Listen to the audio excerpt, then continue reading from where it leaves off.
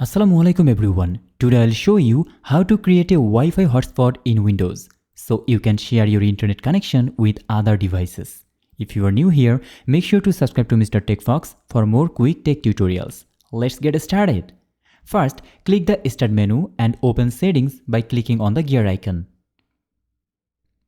In the Settings window, click on Network and Internet.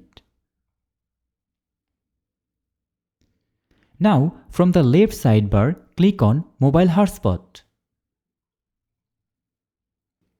You will see an option that says Share my internet connection with other devices.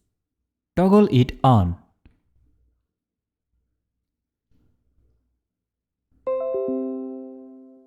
Under the Share my internet connection from,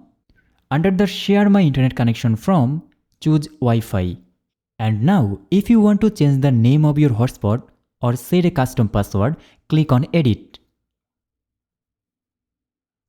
You can enter a new network name, SSID, and password.